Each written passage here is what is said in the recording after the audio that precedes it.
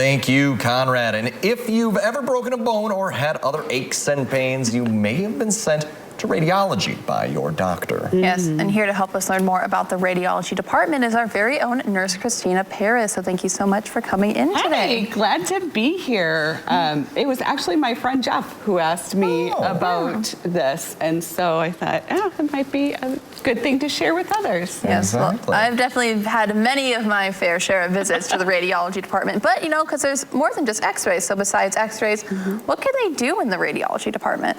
So they can do diagnostic studies and looking at, like we had talked about, you know, the CT scans, the PET scans, MRIs, things like that. So they're looking to diagnose. Did you break a bone? Do you have a blockage in your abdomen, or is there something else going on?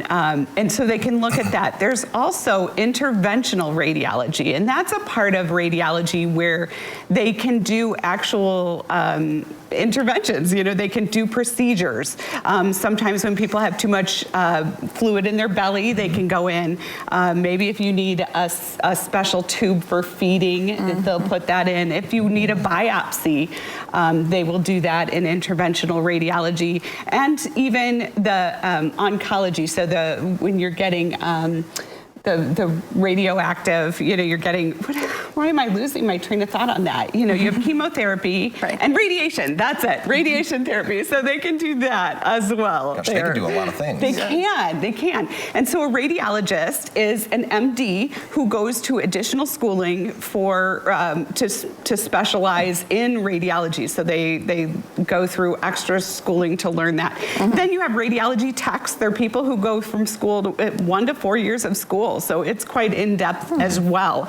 And there are physiologists, medical physiologists, who look at just making sure that procedures are being done, that the equipment is being maintained, things like that, and nurses. So there's a lot of people that work in the radiology department itself. Yeah, there's a lot of people who, you know, really made this their specialization so that people feel safe and comfortable. Absolutely, and it's a lot of extra schooling too for these people. It's a lot of time, it's a lot of money as well. It is. But let's break down a little bit of what's underneath that umbrella-wise. What's the difference between CT scans and MRIs? Because a lot of people don't know. I certainly don't exactly know. That is a big question, and people will call us all the time as nurses, and they, you know, I think I broke my bone, or I think I have a pinched nerve, I want to get an MRI.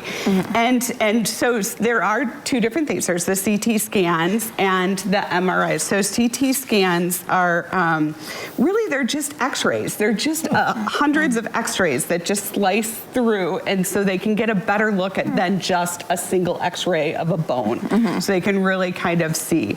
And with that, they can look for blood clots, they can look for bone fractures, organ injuries, things like that. So you can go head to toe to look for things. Seen that on Grey's Anatomy. Yep. So they really use that a lot to look at things, right? And so those don't take as much time. So an x-ray, you know, we've all been in, you just go, you put your arm or your leg or whatever up there, you hold your breath, they take a picture. So a CT scan is similar, it doesn't require a lot. MRIs now require more. They're a little more in depth. Now those use magnetic imagery. So if you have a pacemaker or an implant, say you have a prosthetic knee or prosthetic hip, you always want to let them know. If you've worked in welding and maybe have little fragments of iron or something that might have gotten embedded in your skin, of course, you know, with our veterans, we do look at shrapnel from injuries, you know, due to war. And so you want to let them know, because it's a magnet, and magnets can pull, shift, it can move things around. So you want to make sure they know those kind of things. But MRIs can be a little more detailed. So they're more involved, but a little more detailed. And so that's why, and they can't do as many, they have to schedule them. There's more procedures to that. I finally got my first MRI this last year, and that was fun. You know, I heard a lot of people getting them all around me, and It was neat. I almost fell asleep, except for the noise occasionally got me. It can be. It can kind of have a rumble, and some people, that's a really good point. Some people don't tolerate it. So if you do have claustrophobia, you do want to bring that up to your provider. There are open MRIs, although I don't think we actually have an open MRI in the Northwoods. But you can get maybe a little chill pill, something from your doctor. They gave one to me, or I think they put an IV in me because I have Tourette's, and so you can't move. And so they gave me just to help relax my body and make sure I didn't move. But moving on to our last question. So when is a PET scan used? And I'm assuming it's not at like the veterinary clinic. No, it's not. It's positron, I'm going to butcher it. It's PET scan. What it is, it's radioactive material that they inject into your body. And so what they use this for is if you were diagnosed with cancer, they've already staged it, and they want to see if there's more in your body. The PET scans are really more in depth. They can really show you what's going on. They can see if there's cancer, located somewhere else. They can see if you have heart problems, brain disorders, things like that. But again, because it uses that radioactive tracers, it's not something you want to do, as a first line. Right? Yeah. Well, thanks so much for breaking down all these different options that people may or may not have to do in their lifetime.